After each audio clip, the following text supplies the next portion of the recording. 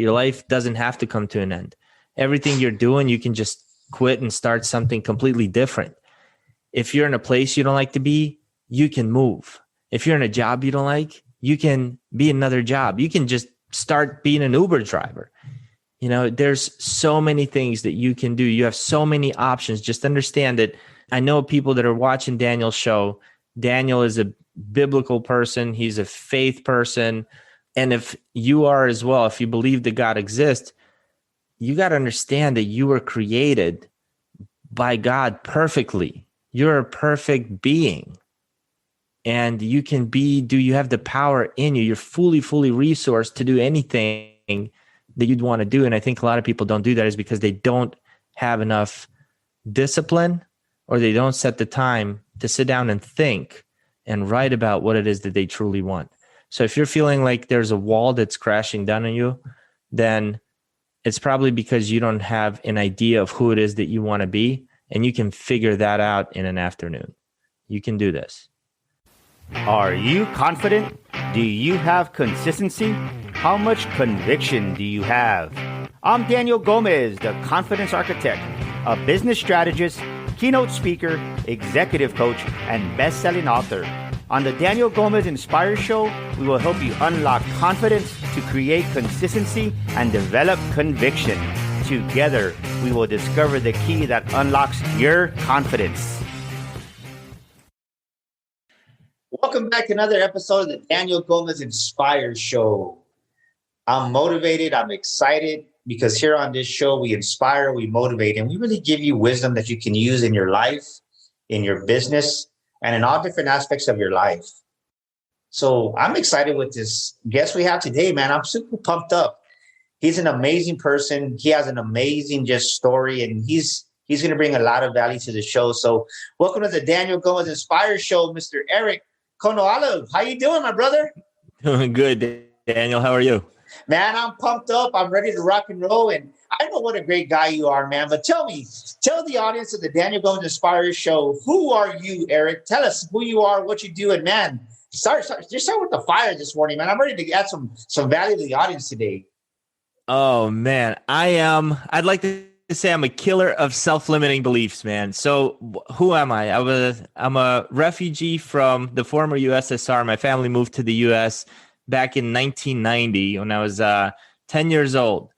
I love this country, man. I'm number one. I'm a patriot because I've seen what it's like living in a communist country and growing up there. So at 18, I joined the Marine Corps, spent 8 years, 2 combat tours, 6 months in Gitmo dealing with the detainees. That was very interesting.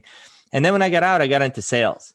And after sales, going through different types of sales, like from medical devices to technology sales, and succeeding and doing pretty well, I decided to start my own coaching and leadership consulting company. So today I run a company called The Goal Guide, kind of guide you to your goals. I'm an executive leadership coach, speaker, and a sales trainer.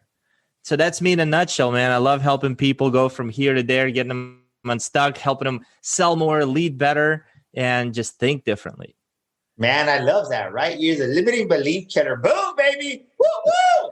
Hey, so this show's going to be on fire. You want to definitely get out your pen and paper right now because Eric's going to drop some wisdom. He's going to drop some bombs. So get your pen and paper out because something magical happens when you put pen to paper.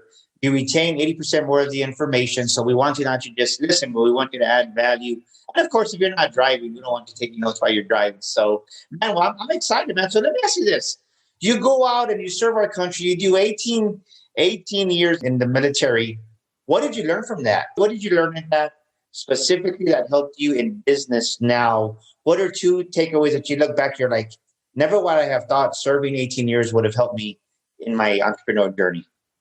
Yeah, man. So it was 8 years. I don't know if I misspoke, but it was 8 years, not 18.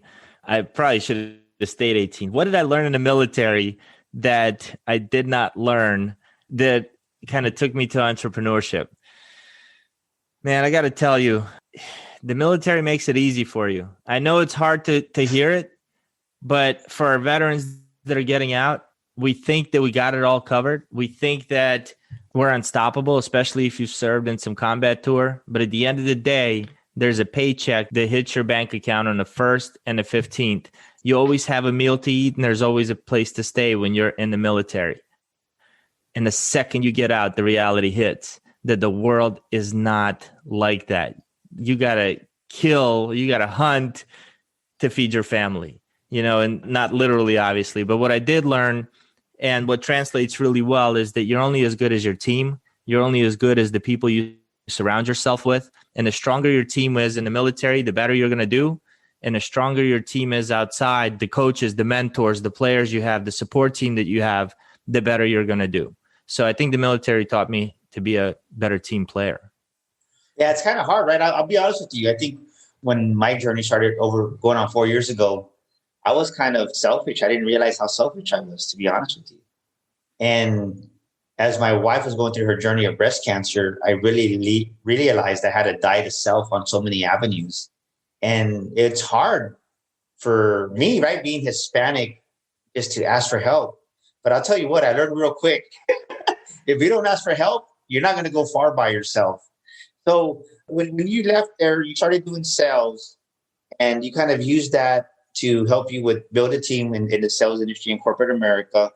What made you want to come out and be an entrepreneur, man? Because that's right. You're crazy. Think about some of the highest paid professionals in the world, in our country, are sales professionals. And it sounds like you're doing real well. Most businesses out there, we were just talking about it. Most businesses that you go work at, you're lucky if you make $50,000, $60,000, $70,000. And in sales, you have people that do become multimillionaires because of sales. You had success, sir. Why did you want to start your own business? Oh, that kind of happened by accident, Daniel. So I was leading a team for Xerox. I was managing a sales team in Baltimore. And then another opportunity came about for me to become a director of sales for a smaller company and really build this team up. Well, when I took over, that team had like 4 salespeople who have been there for 16 years. That was the whole team. They've sold more than I sold. They knew better than I did how to sell their products.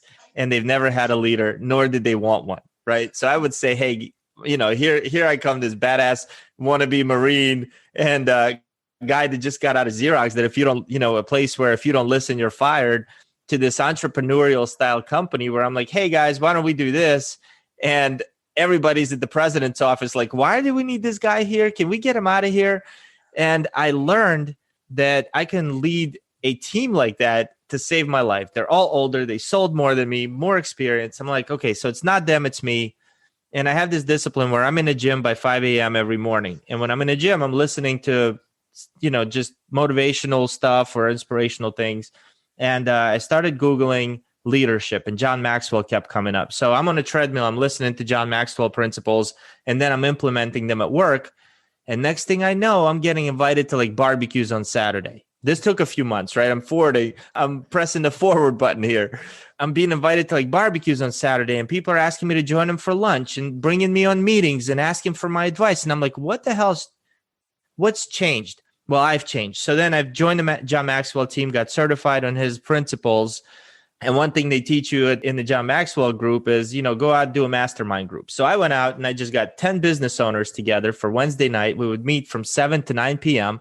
And literally like the way I got 10 business owners, like I'm in a gym talking to people. Hey, do you own a business? Yeah. You got to join this leadership mastermind. I picked somebody up in the grocery store line. Like, hey, what do you do? So these 10 guys got together. We got a place at one of my clients, well, now clients, but back then friend's office. And we would meet every Wednesday for 10 weeks. And what happened was most of those people, the stuff they were learning in the 10 weeks, their company started transforming. Their leadership got better. Their people were trained and really were getting results. So 3 of those companies came to me afterwards and said, hey, can you come into my organization and do a mastermind group like we're doing here? What do you charge for that? And this was like 5 or 6 years ago. I was like, $3,000. And there you go. My business started. Boom, baby. It was born, right? It was born.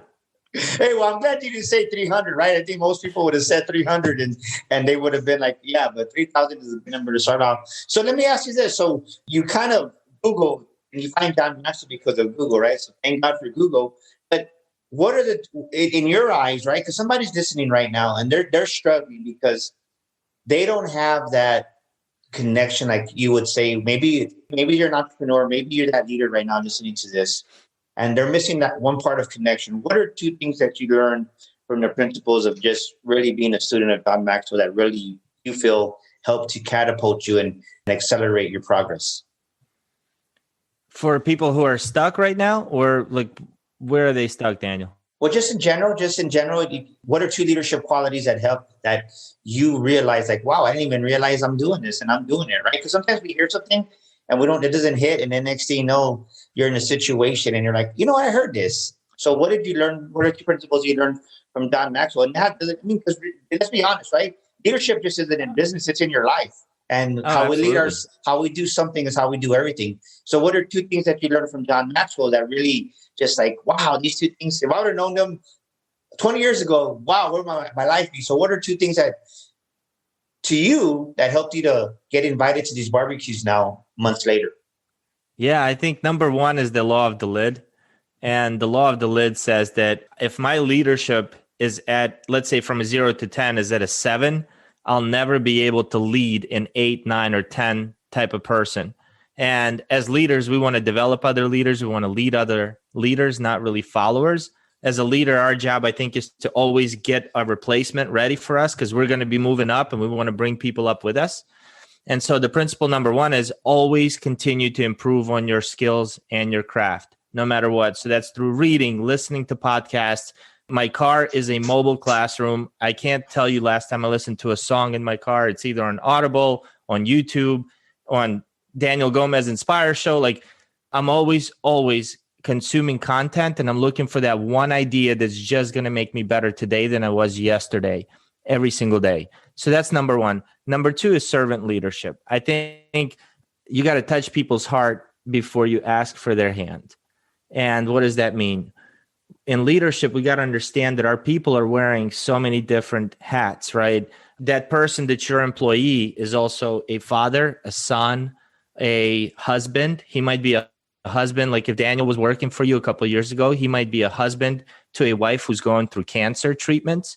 He might have some illnesses in his family now. His kid could be sick. Like, we need to understand the hats that these people wear, and the fact that they're probably putting on a mask when they're at work. And if we can take that mask off and really lead them at their heart, then they'll go to hell for you with a water pistol. That's one thing Marine said, So those are two main principles: is I want to touch their heart and I always want to get better. And three is we're way better than we think, than we give our credit for. We know more, we're more resourced than we believe. So trust your instinct, trust your gut. It probably knows best. I love what you said. Did you hear what he said, ladies and gentlemen?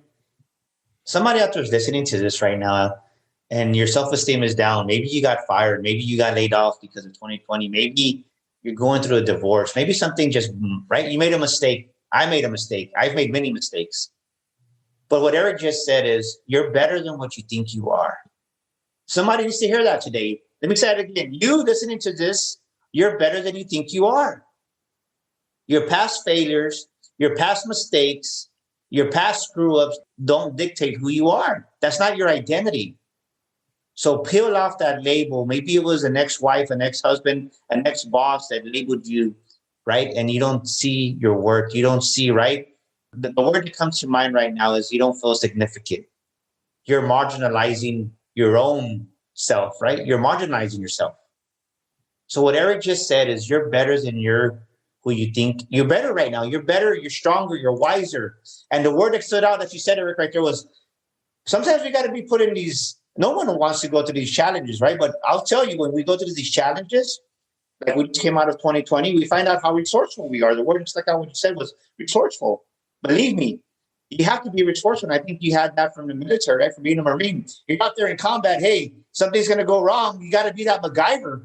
I can't go to Home Depot. I can't go to the grocery store and buy what I need. What do I got that I can be resourceful with? And I think so many people, we don't credit ourselves because we don't feel that we're worthy enough, or we don't feel that we have the capabilities. And I love what you said, that we're better than we think we are.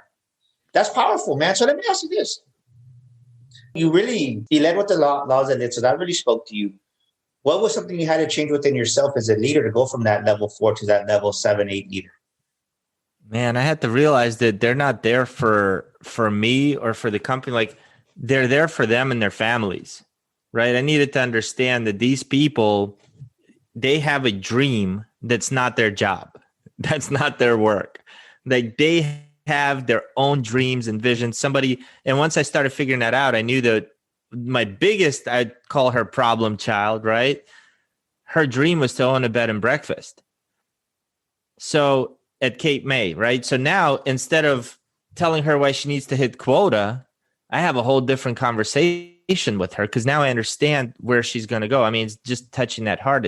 It's understanding they're not there for you. You're not like great salespeople, and great people can always go find employment. They're in high demand.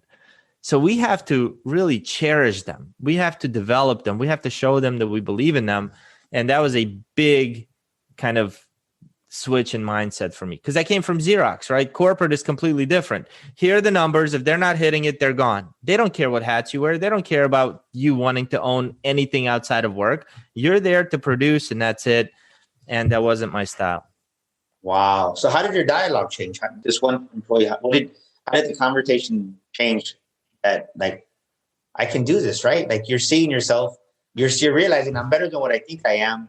I came in here and sometimes, you know what I love what you just said that comes to mind is that people, when you give them a reason to believe in themselves more, there comes Eric and Eric goes, well, I don't fit in. They have all the experience, but you know, sometimes it's not just about the numbers, what you said, it's about really connecting at the heart and activating them and say, hey man, guess what? Your dream may come true or it's okay to do this. It's okay. And they're like, this guy really cares. That's kind of what I'm hearing you say. And that's powerful, right? And I would even say, without even asking you, you're probably still communicate with them every once in a while with those people that you were in contact with. Yeah, all the time. So that's Absolutely. awesome. So let's shift a little bit here. So you made the decision, you start this mastermind, you're getting paid the big bucks, $3,000, you're doing it. So where in your journey that you say, man, I'm going to do this, I'm going to make it happen. And all of a sudden, boom, right? The reality hits and Eric has made a decision. Am I going to burn the ships in the back or am I going to go back to what I'm comfortable with? And I asked you that because I was on the phone with a potential client and we were just talking and they were like, well, I've already invested in this and I've already invested in that. And I'm like, yeah, okay. I go, let me ask you this. When you buy a McDonald's franchise, you know how much do you invest into that? $1 million. She's like, yeah. She goes, I don't know. I go, it's $1 million. That's before you even make 1 penny off any Happy Meal you sell. I said, so the fact that you invested $5,000 in this course or $5,000 on this coaching or whatever it may be, guess what? It's never going to stop. How much do you want your business to grow? And she looked at me and she was just like in disbelief. I said, you have to make the decision. Are you going to burn the ships behind you or not? So when did your burning the ship moment come when you had to really decide, am I going to do this as a business or am I going to run back to what I'm comfortable with? And what did you learn about yourself at that moment? Man, I have a different burning ship moment than I think most do. So it came fairly quickly. I think I'm very impulsive. So it was like, oh, okay, I made, a couple $1,000. I can do this. Let's roll.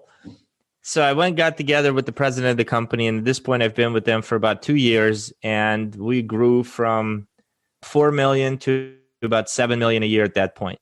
So he ended my letter of resignation. I said, hey, love you, love the company. I'll give you 6 months if you want. I'll work. But I found kind of this thing I'm passionate about. This is what I want to go do.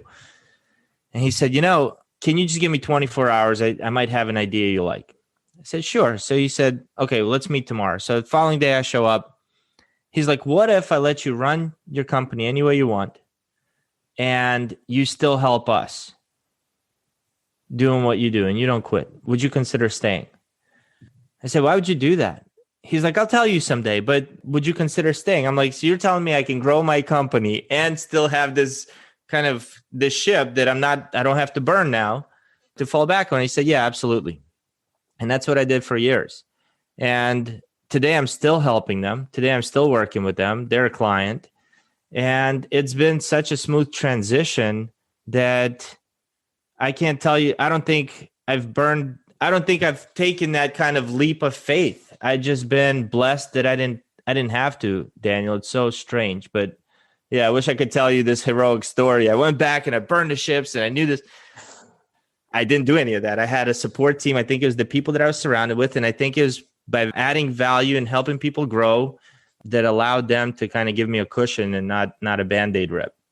So when was there a time in your business that you wanted to quit? Where was my time in my business? When was there a time in your business where you lost your confidence and you thought, maybe this isn't for me? Maybe I should we all go through that. There has to definitely be a point where it's like you question what you're doing, or you question the business mindset that you have, or there's a point that you lose confidence. When did that happen to you, and what did you learn about that? I think mine shows up differently. I think I'm too stupid to quit. That's good. Yeah. I don't mean that in a bad way. I love the way you said that, right?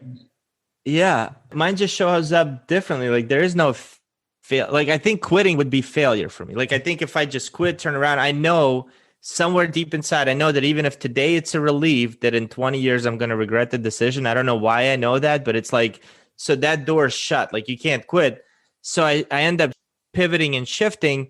And I think it's caused more harm than good, because what that does is it confuses my clients and it confuses people that I talk to, because I went from, well, I'm going to be a leadership trainer. Then I was going to be a life coach. Then it was going to be sales training. And then I wrote a sales book. And then, well, now I want to get back to leadership and it's all kind of intertwined. It's just, I'm doing the same stuff. It's just, I'm calling it different things, and people would get confused. And it's not until I figured out exactly what it is that I want to do, who I want to be, that I can start focusing all my energy on that. And that's helping people think different, do different through sales and leadership. I love that. I don't think I've ever quit or really thought about quitting. I think this is it. I'm the goal guide. I can't coach people to do more and be more and then want to quit on my own. You know what I mean? Like there's something not authentic about that.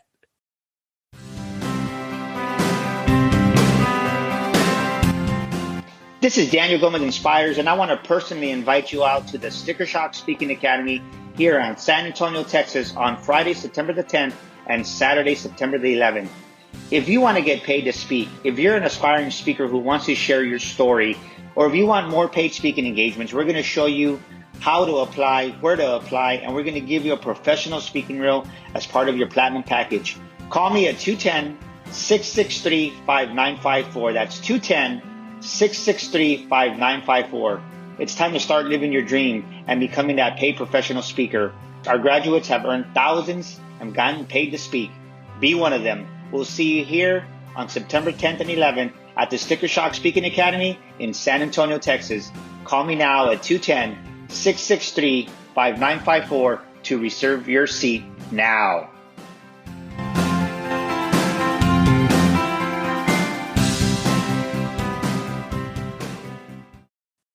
Yeah, no, I get you, right? So this is what I hear Eric say, ladies and gentlemen, is that I think sometimes, especially in business, we're trying to find our path. We're trying to find the word that everybody uses that I don't like all the time is, what's your avatar, right? I think it's overused sometimes. And I think Eric has a gift, figured out his gift. Somebody would have probably told him, hey, just do leadership or just do sales, but why not do both? And I want somebody out there to hear this, is that you're too busy listening to everybody else's opinion.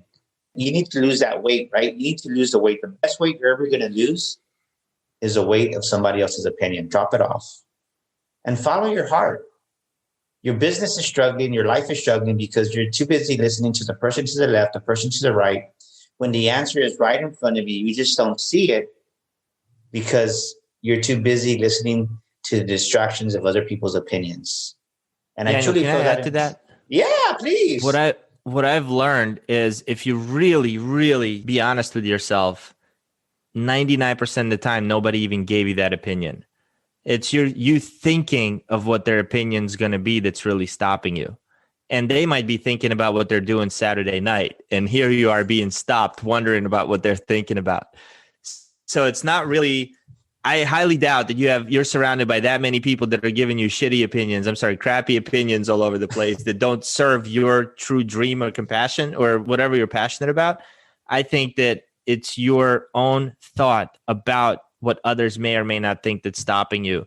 And that's a silly thing to allow to stop you from achieving your dream if you really think about it. That's a great perspective to see that. I would agree with that too. I would say it's both, because sometimes that inner dialogue, I've been guilty of that. And it's every level of success that we achieve. You doubt yourself or you question yourself, right? And it's like, can I do it? And then you have to grow into that, right? You said it, right? You can be, do, and have anything you want, right? You can be, do, and have more. But it's a journey of becoming.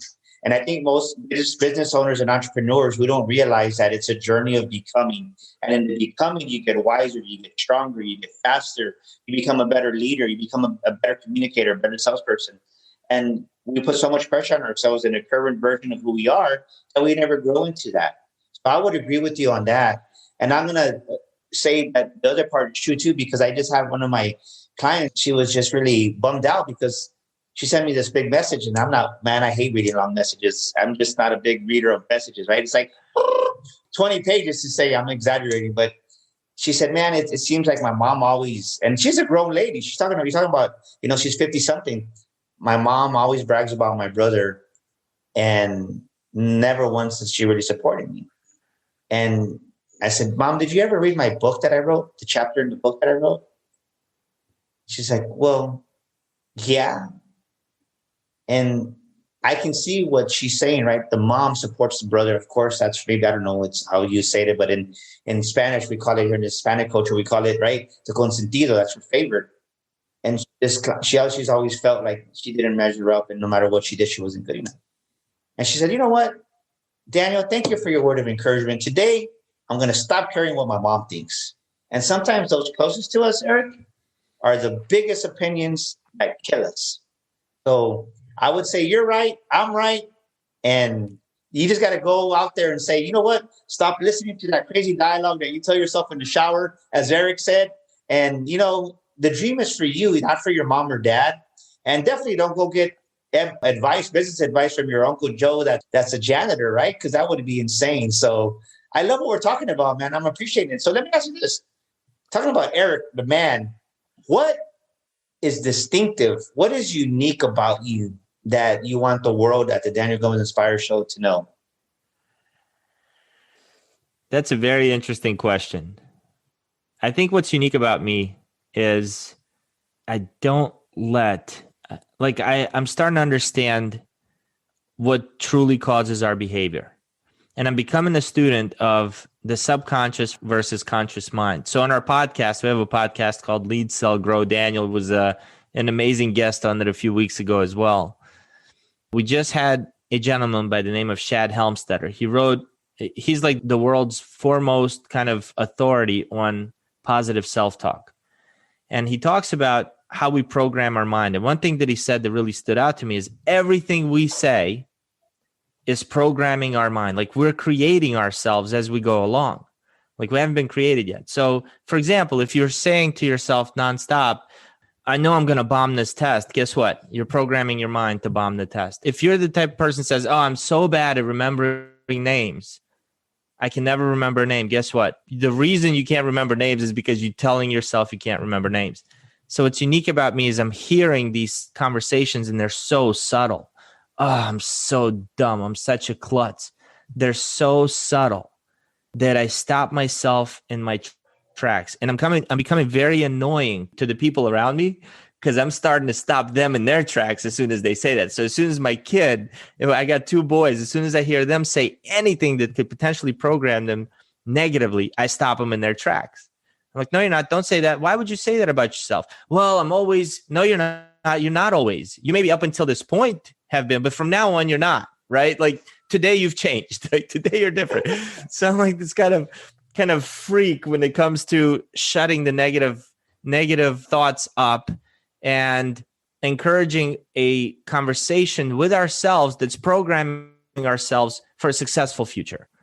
So I think that's one thing that's unique about me. The other unique thing, and I thought I was very unique until a couple of days ago, if you guys are hockey fans, Lundqvist, who's the goalie for the National Capitals, had open heart surgery. Here's a professional hockey player, right? One of the best. Like he's known very well. Boom, had open heart surgery. I went through that about 4 years ago. In May, it'll be 4 years. And I remember finding out that I would have to have open heart surgery. And I thought I was having a heart attack. Like my body went into some kind of a panic. I didn't know if I was going to make it 2 weeks till the surgery. It turned out I had some birth defect that I should have died when I was 13 because they didn't catch it, and somehow I survived.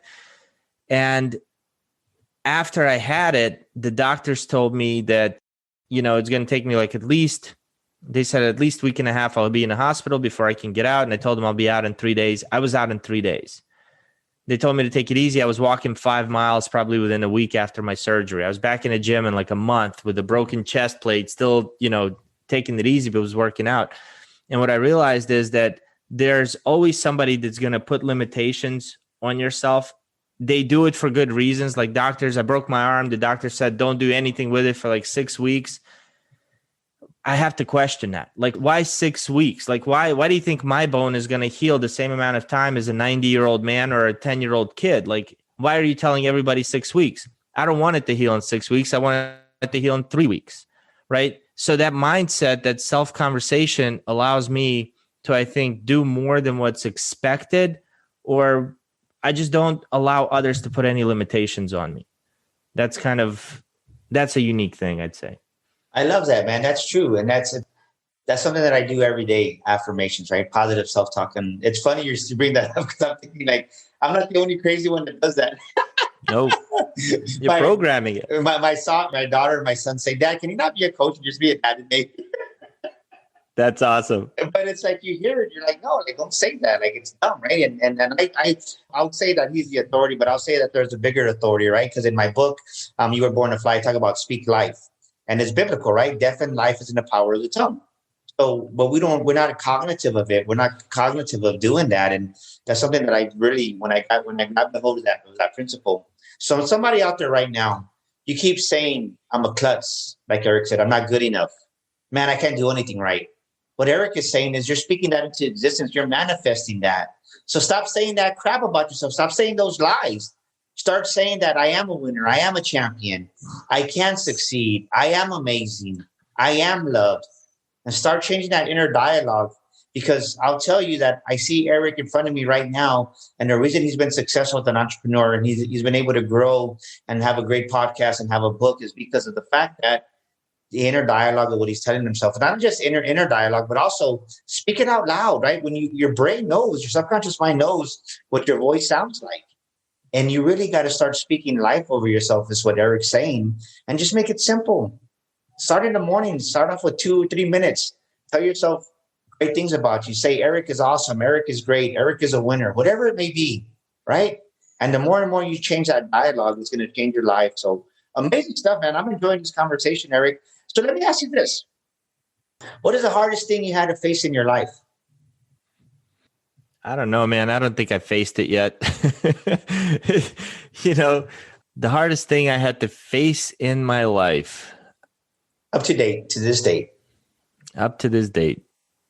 Man, I'm telling you, I look at everything with such a positive mental attitude that I don't know when something is that hard. Like, recently we moved to Florida, right? Like that's what's coming to mind. Like packing up a family, moving away from all my family. I have 2 boys and my wife, selling a house, moving to a state we don't know and starting to run a business here. We literally moved in 4 months ago, right? So to a place I know nobody at, and we're doing pretty well. But now looking back at it, it doesn't seem that hard.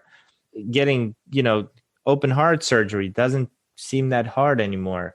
Being in 2 combat tours doesn't seem that hard. Boot camp doesn't seem like, looking back at hindsight, it's never as hard as you imagine it to be. And I have this tendency to forget anything that's like I thought was negative or bad.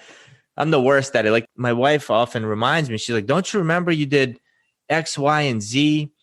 I would say, if I had to give you an answer, I would say getting out of the Marine Corps was probably one of the hardest things I had to do. I was, at that point in my life, I was very, very angry. It was like, now that I'm remembering it, I had to go see a psychiatrist because I started drinking a lot and I would black out and I would get in fights. I was 26 years old. This is like 14 years ago. And I wouldn't remember. And there was just so much anger bottled up for not being in the Marines anymore. I got out. It was honorable discharge, but it was, I didn't really want to get out. Like my girlfriend at the time, wife today of 14 plus years, said, I can't live like this. You're always gone. This isn't a life I had planned. So I had to make a choice. And it was my choice, and I made it, that I wanted to get out and I wanted to build a family with her, and I love her very much. And it was the right choice. But back then, this was my life, and then all my friends are gone. They're all back deployed to Iraq, and I'm here, kind of these feelings of kind of self, like I gave up on them. I'm not with them where they are.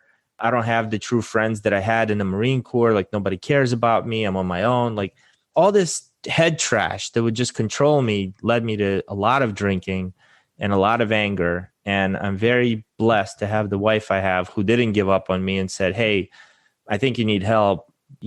She scheduled the appointment with me. She found the psychiatrist. She told me where to go and when to go to get the help that I needed. And this is before I started my personal growth journey. This is before John Maxwell. This was sales guy, Eric, So I think getting out and just changing the life was probably the hardest thing I had to go through. So do me a favor. I want you to look in the camera, talk to your mic, and I want you to talk to that man or woman right now that's going through a transition. That's what you were going through. You were going through a transition. And I want you to speak life into them, please. Yeah, I mean, if you're feeling the way I was feeling, if you're feeling angry, if you have an alcohol dependency, if you feel like you're not worthy, if you feel like the whole world is kind of crashing down on you, sometimes the best thing to do is just look to see who's around you, who loves you, and spend time with that person, number one. But number two, if you can't find somebody like that, first, reach out to Daniel, reach out to me, we'll help you. But also, go deep inside. Just get some alone time and write out what you're feeling. Separate that, make that separation of what you're feeling from yourself and put it out on paper so you can actually look at it and analyze it. And then you'll realize that what you're feeling and the thoughts you're having about your life are simply not as true as they seem when they're inside, right? Your life doesn't have to come to an end. Everything you're doing, you can just quit and start something completely different. If you're in a place you don't like to be, you can move. If you're in a job you don't like, you can be another job. You can just start being an Uber driver. There's so many things that you can do. You have so many options. Just understand that I know people that are watching Daniel's show. Daniel is a biblical person. He's a faith person. And if you are as well, if you believe that God exists, you got to understand that you were created by God perfectly. You're a perfect being.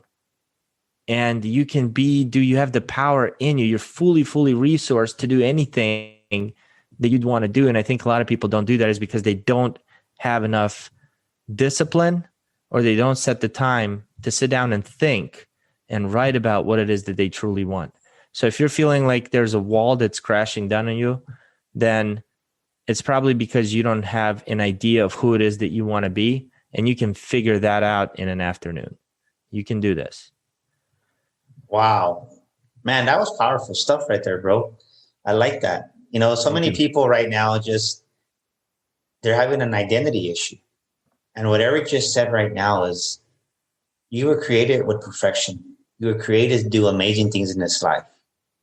It's time that you take yourself out of jail, take yourself out of incarceration, and be the person that you were born to be. That was beautiful, man. So let me ask you this. As we're coming towards the end of the show, what is a quote or a scripture that you lean on in hard times, Eric? This time, like all times, is a good one if you but know what to do with it. Say that again. This time, like all times, is a good one if you but know what to do with it. And it kind of reminds me like, okay, well, what can I do right now? When I'm feeling like crap, when I feel like it's, nothing's going my way, what's the one thing I can do? And it's usually something really small, something simple as a text message to my wife. Hey, I love you. As a message to a potential client, as reaching out to a friend and asking them to lunch, just moving one step forward in the right direction. Doesn't have to be the whole way. Just one simple thing can shift everything. And that's I love that, man. So Tell us a little bit about your book before we close out, man. It's called B2B Sales. Where can we find your book? And what's one thing, if we read that amazing book, what are we going to learn? Give us one secret that you teach, because you've been very successful in corporate sales. You've been very successful. I always say this myself, right? Because I have a sales background too. Is no business survives without revenue, right? I don't care what you do, whether you sell cupcakes, you sell blow dryers. If there's no sales, there's no revenue, you're going out of business. So what's one takeaway? Give us your title of your book. Where can we find it? And what's one takeaway that the reader's going to get from it? Thanks, Daniel. I appreciate that opportunity. So it's called B2B Sales Secrets, B Sales Secrets. You can find it on Amazon. So here's what I believe. I believe that if you've sold anything once, you know how to sell. You know how to sell. The question is, why is it that you don't know how to do what you know how to do consistently? And that is because of your programming, because of your beliefs. The behaviors are driven by our belief system. So what this book does, it's a step-by-step sales process for the brand new sales rep. But also what it does is there's the first 3 chapters is how to prepare for the game. Like, what should your morning routine be like? How do you plan? How do you research? What should you be thinking about? What are you doing when you're waking up? Because the person that shows up is the result of the person that you create. And we want to show up and be our complete best. So what are you doing first thing in the morning? What are you doing Sunday evenings to be successful? So there's this like mental, first 3 chapters are a mental thing. The second 7 or 8 chapters are all about the process. Like how from cold calling and outreach to closing the sale, questions to ask. There's 5 different types of questions you should be asking in your first meetings and how to nail those. And then how do you build that relationship and become a magnet for new business after you've closed the deal? How do you get people to refer to you? So that's what this book is about. It's really designed for, sales professionals who are kind of stuck. They're in B2B roles. They're stuck. They're not getting the appointments that they want. They're not able to close the deals that they want. This book is for you. Awesome, man. Whoa, what an amazing show, man. Thank you so much for so many takeaways. But I think what stood out to me the most is this, is think about what Eric said. The first 3 chapters of his book are about mindset. And when I asked him what's the most challenging time he's had, he really didn't have an answer. If you would see his expression here live in front of me, he's being sincere. And because I believe that Eric's programmed himself, he conditioned himself to see the good in everything, even in the bad. And that's an amazing way to see life and approach that. I strive every day to do that myself, Eric. So thank you for sharing your wisdom with us here today. Thank you for being with us on the guest. And all these show notes of Eric and where to get his book will be on our podcast show notes. So just don't worry about that. We'll definitely get in contact with him. And Eric, talking about contact, if somebody wants to connect with you right away after listening to the show, how can we get a hold of you, man? I think the best place is LinkedIn. It's a professional network, but I'm on Facebook. I'm on LinkedIn. We have a Facebook group called Lead, Sell, Grow, the Human Experience Tribe. Join that group. Be surrounding with people that are motivated and want to grow and develop themselves. But LinkedIn and Lead, Sell, Grow, the Human Experience Tribe are 2 awesome places to connect with me. Awesome, man. Well, thank you so much for being with us. As we come to the end of our show, this is Daniel Gomez Inspires here with Chill to Faith Coaching. And if you're stuck in life and business, and like I mentioned before, no business grows without revenue. No business survives without revenue. Reach out to us at www.danielgomezglobal.com. Get your free assessment there of your business and definitely set up your free 45-minute discovery session where we don't charge you for that. We just serve back. That's our way of giving back to the business community, because I know what it's like to be stuck and no one's out there to really want to help you. So it's my way of giving back to businesses. That's a wrap for this week's episode. We'll see you next week here on the Daniel Gomez Inspire Show. This is Daniel Gomez, and thank you so much for tuning into our show today. We'd love your feedback. Please drop us a comment, and thank you for leaving us a review. Don't forget to subscribe to our show and share this episode with a friend. And my free gift for listening to our show today is a copy of my best-selling book, You Were Born to Fly. To get your free copy, go to DanielGomezInspires.com and get your copy today. That's DanielGomezInspires.com. And to elevate your life and business even more, follow me on social media at Daniel Gomez Inspires on Facebook, Instagram, Twitter, and YouTube. Together, we will discover the key that unlocks your confidence.